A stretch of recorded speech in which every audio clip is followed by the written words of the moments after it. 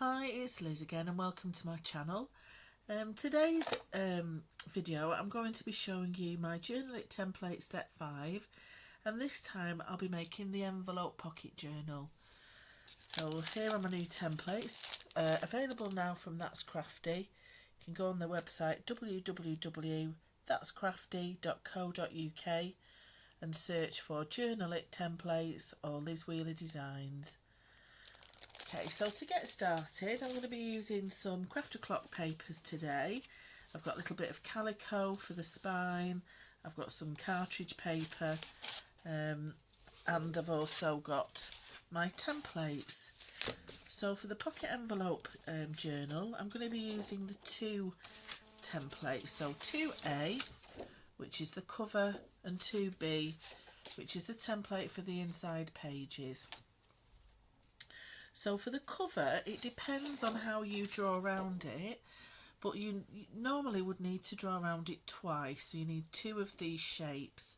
However, if you're using A3 card or A3 material, something like that, what I would recommend is that you put this line here, where the 2A is at the top, against the fold of your card or your fabric. So that means that you're doubling over the template straight away, so you don't need to cut it out twice. You just need one long piece with the fold along this line here at the top. But for today, what I want to do is draw around it twice, and this will be the pocket envelope that will create. So we'll come back to that once I've shown you how to draw around the template. Just move the other templates out of the way. Let's find my little pencil. As you can see, every time I do a live, they get smaller and smaller and smaller because I use them all the time to draw around my templates. And if you did want to watch some more inspiration, you can always catch me on my Facebook group, Liz Wheeler Designs. Usually on a Sunday I do a live around 1 o'clock in the afternoon, just with a little bit of journal inspiration. Okay, so what I want to do is put my template onto my scrapbook paper. Now, because I want to, what I need to think about is what's going to be on the inside of my paper and what's going to be on the outside of my paper, because it's going to create a little pocket. So for this particular design, I want this for my inside paper, which has got a lovely floral effect, and I want this one for my outside pages. So what I'm going to do is draw around this one first, and because this is going to be the inside of my pocket journal, I don't need all the flaps on the template. So if I just scroll in so you can see, all I need is this shape here. I don't need the two side flaps. So I'm just going to position my template just so that it lines up with the edge of my scrapbook paper, and I just want to draw around this shape here with the tab still intact at the bottom. So what I've done, I've excluded the two side tabs for now. So this piece that I've drawn around first is going to be sitting on the inside of my pocket journal. Then for my outer cover, what I want to do is lay my template like that, so that the 2A is at the bottom. I'll just show you that. The 2A is at the bottom.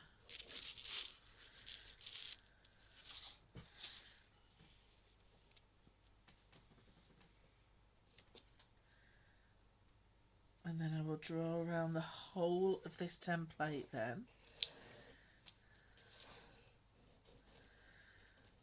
Just making sure all my lines are straight. Oops. It's easy to put a little bit of washi tape to hold the template down because it is a large template, this one. But I'm just making sure I'm drawing all the way around it, including those score lines as well. So what I should have now is a large template, and then just with a big pair of scissors, and you can either use a scoring board and a paper trimmer or pencil and knife, whatever you've got. You just need to cut these out and score along the score lines.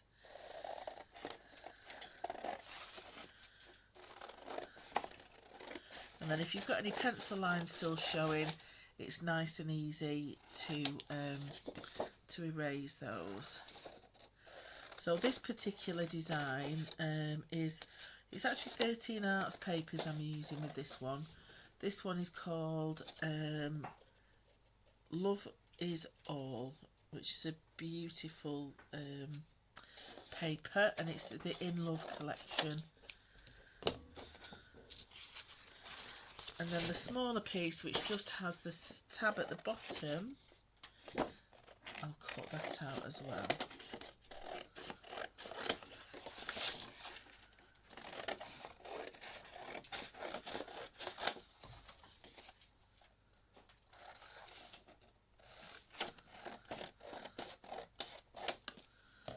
I might need to just pop away from the camera for a second because the cat's trying to get in. Oh no, hubby's going, he'll go and he's scratching at the door. So what I want to do, this tab at the bottom, I'm just going to fold back on itself because this will be the flap that gets attached to the second piece. Oh, hello, Pancake. We had Waffle make an appearance on yesterday's video, and then today Pancake's just come in. So if you need to, just with a ruler and a scoring tool, you can just score along those lines.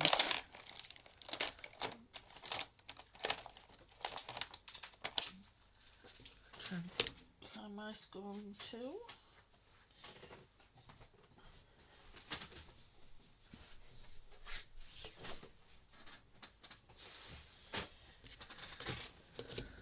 So I'm just putting my ruler to the edge of where I've got my pencil lines there and just drawing down.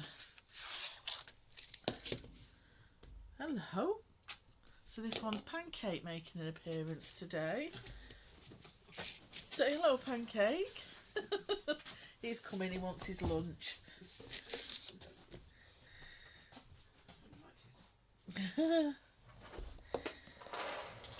He's having some dry food. You might be able to hear it now coming out of the box. He's been playing out all morning, so now he just wants to come in, have a bit of lunch, and then he'll go to bed.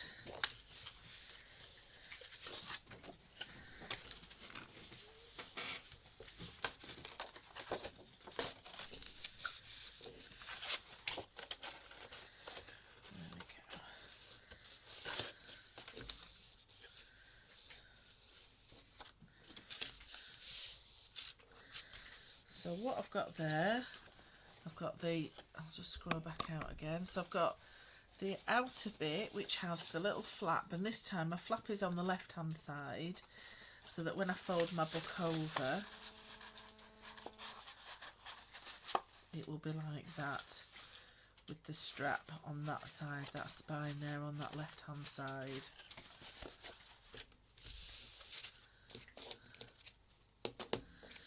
So what I want to do now is apply some adhesive along this little flap here and this little flap at the top, and then they get stuck together. So for a permanent hold, what I like to do is just add a little bit of double-sided sticky tape to start with, just to give it that instant grab. And then I also apply some of my tacky glue, and I always use that's Crafty multi-surface multi-purpose craft adhesive. This is my go-to glue for most of my paper craft activities now.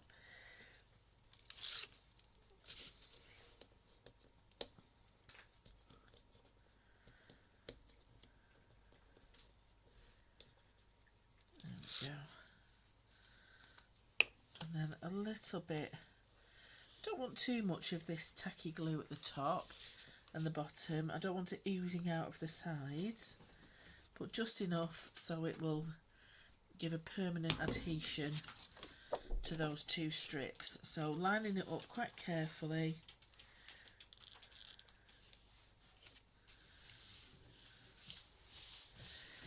Now if you didn't want to use scrapbook paper straight away, I would recommend a lightweight card to actually make the cover from, and then add your scrapbook paper over the top, or fabric if you're going to be sewing a journal cover, just because it can get quite weighty trying to fold in half, because if you imagine there's like two thicknesses of card here, so the thicker your cover, it's going to be difficult to score it in the middle. So just bear that in mind when you're actually choosing what you're actually going to be using as your main material for your project.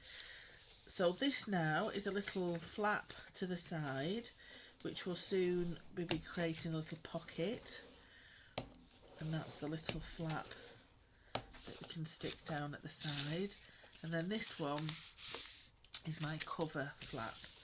So what I want to do now is put my hole lines in. So I'm going to put my template back over the top, so making sure it lines up quite nicely at the top, and I just want to put in my pencil lines for the stitch holes. So for this particular journal I want to show you today, I'm going to be stitching in with 3 holes. So I've got all of my papers together from my inside page template, and I just want to poke through those 3 holes now. So with any type of pokey tool that you might have. Now if you didn't want to sew in your signature, you can staple it in, you can wrap string around the middle, you can add elastic to it with putting a little hole at the top and at the bottom and threading some elastic through. So it's entirely up to you how you actually put your inside pages in, but for this one I am going to be stitching it in. So all I want to do now is where I've pierced those holes, just with my score line right down the centre of them, I'm just going to score a line right down the middle, and that will then create my crease to fold my pages over. So this will now create my little pocket envelope book. Now with some of the scrapbook papers you might get, because of the thickness of them, what you might find happen is that it starts to pull apart, it starts to crack. Now that's not a huge problem, because I'm actually going to be using some calico to cover over the top of this. So don't worry, but that's why I said choose your papers quite wisely. Some of the scrapbook papers you have might be a little bit thinner, and they may not crease as much as this, they may not split. So just be wary of that. Sometimes I like to add washi tape or something down the centre, just to give it a little protection as well, because obviously you're going to be opening and closing your book quite a lot. So what I've got now is my lovely little pocket, and then that will be the closure flap on the left hand side. So that is how my book will open. Now on this one I just did my measurements and my drawing around the template in the opposite direction, so that my book closes with the flap on the right, but it's entirely up to you which way you have your book, because once you've got your inserts in and you've folded it up, you'll create 2 pockets, one on either side of this middle line here. Okay, so what I want to do now is add that little strip of calico that I've got, which is just that little strip there that's just going to go down across the middle on the outside.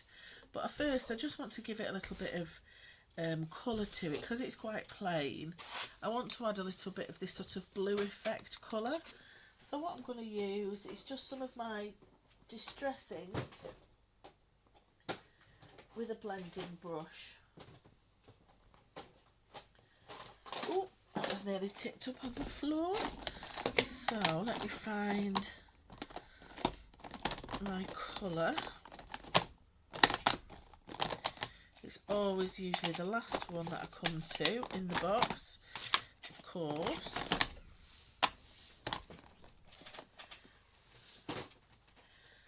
And I've just got a little blending brush here, and I just want to add a little bit of colour to my calico.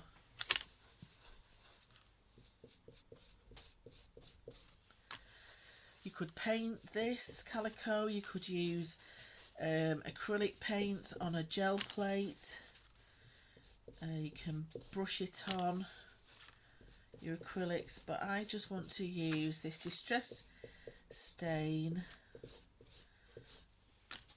just to give it some colour. And I'm going to add a little bit of a brighter colour just to contrast that. So I'm going to come in with, I'm going to go for pink because it's at the top. So I'm using the Picked Raspberry. The other one I used was Faded Jeans Distress Oxide.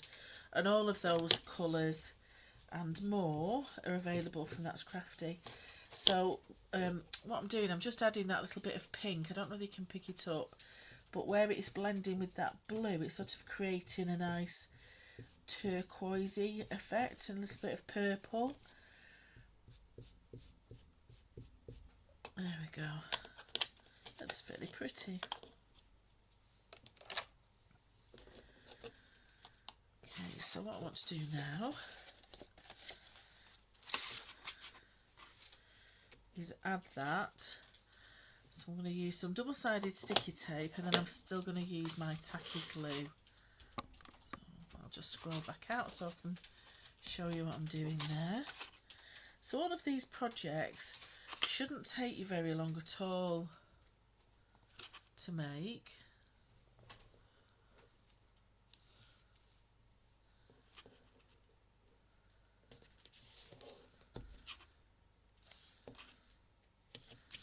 So I'm just putting a little layer of double-sided tape, and that again is just to create that quick hold.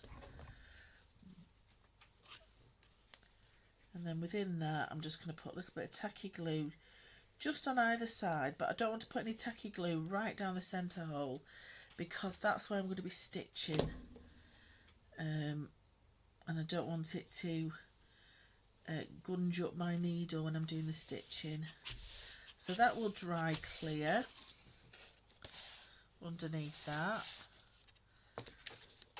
and then I'm just again going to wrap my excess over the top and just stick that down with some tape.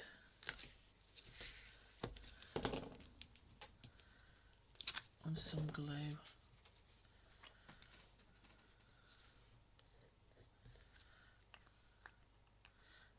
I mean, for something a bit more decorative, you might even want to add some staples, you know, actually staple it. You could stitch it with your sewing machine if any of you get your sewing machine out. You know, and don't bother too much if you've got any of these like little loose threads hanging out, because they all add to the charm of your little book. So there we have, I've got a nice little spine there that just protects that from fraying. And now what I've got with my 2B template, which is my inner page template, I've just drawn round and scored some cartridge paper. So this is like a thicker weight paper that I do like to use on my journals, because I can sketch on them as well as write on them. So all I want to do is just put a few of these pages together. I think I've got about 8 pages, and then all I want to do, you can see as I add more pages to this signature, and the signature is your set of pages that you add to the inside of your book. The more you put in, the more it pushes the middle ones out to the side, because there isn't enough room in the spine there for them to sit really flush. So it just means it's like a little bit of pushing out there. So just with my craft knife, really carefully, I'm just going to take that excess paper off. So do be careful with this and make sure you've got a nice sharp knife and that you've got a metal edged ruler to do this. And you just take your time, just gently scoring down where that excess paper is. I'm not pressing on too hard, I'm just going to keep going over and over till I get to the base of that set of pages. And it's just cut away a lot of the excess on the side, and if you wanted to, just use a nail file or something like that if you've got any rough edges, just to smooth that out. So now what I want to do is get my little sponge mat, because I want to add the holes for my stitching. So I'm going to put my template for my inner pages back over the centre of my pages. Let's see where my pencil has escaped to. So now what I want to do is just draw a hole just in the centre of where my score line is. So I've got 3 holes there. Once I punch those out, they will line up with the holes in my cover. So we're very nearly finished this little book.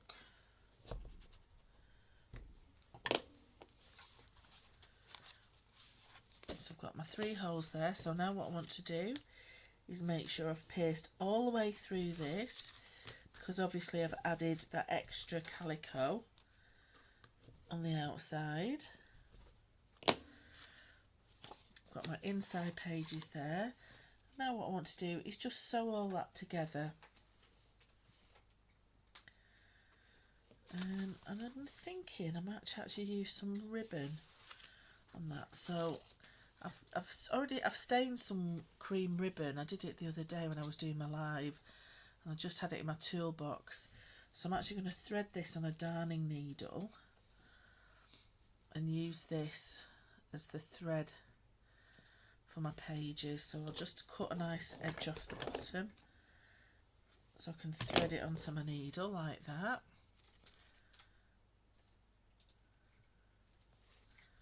Probably hear the cat crunching his tea in the background.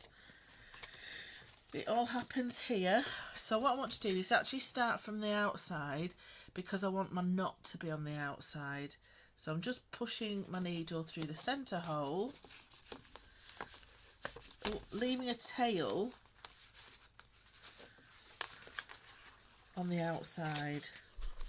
So just give it a right good pull through that hole and leave a decent tail on the outside. And now what I want to do is come through the back of my set of pages and then go through this top hole here. So let me zoom in, and I'm going to come in this top hole here and then again through the top hole of my cover.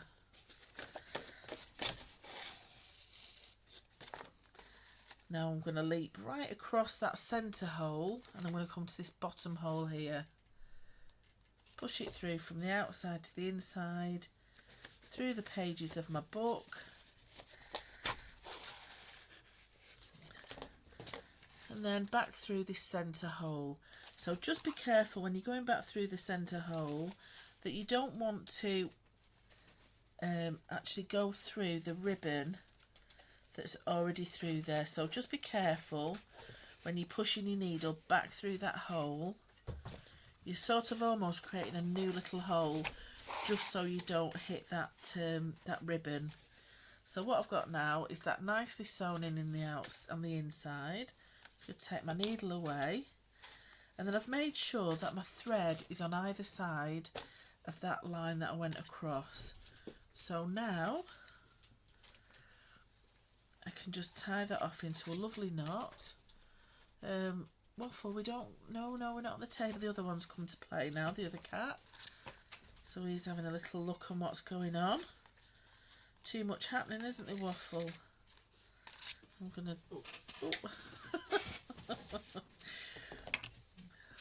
oh, it's a big softie. He always creates havoc wherever he goes. So there, I've got some nice ribbon there on that side, and then I've got my closure there on the left hand side, and then just with a distress tool, all I can do is just go around the edges. So if there's any sort of bare white edges, I tend to go over them just to create a little bit of shade on it, just to give it a little bit of distressed look. But I just think it's a really lovely book, this. So it's up to you. You can either have it that way, so it opens like that, or you can have it that way, so it opens like that. But what we have is our signature stitched in, and then 2 secret pockets here and 1 there. And if you wanted to, you could add a little brad to there, if you wanted to add as a closure. And you could also add a little brad there for a closure, or you could even add elastic so that it fastens around with elastic. I think what I'm going to do is thread a little bit more ribbon around this. I've got a little bit of this ribbon left, so I'm just going to tie a little bit of this